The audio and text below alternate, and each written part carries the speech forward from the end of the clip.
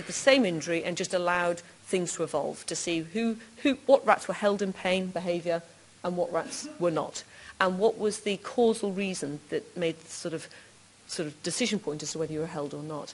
And what it comes down to is, if you look here, if you are not, as you can see, he's recording now electrophysiologically from the on cells, the facilitatory cells, you can see they're not on.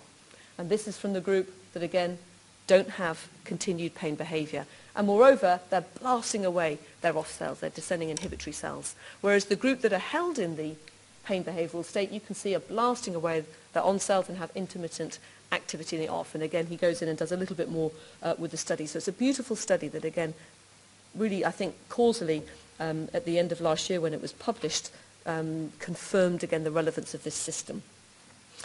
Well, what about before you've injured? What about if I, again, take you all now? Is there something about your brain stems and where your set point is that might predict and, again, show whether you're vulnerable or resilient to pain behaviour?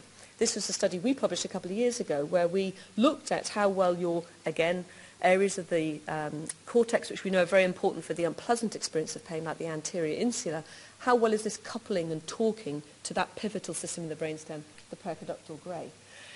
What we did is we took a laser, we, for each individual person, calibrated what energy level we had to give you such that when I zapped you with my laser, which is selectively activating the A-delta system, you said, that's just at pain threshold, just there.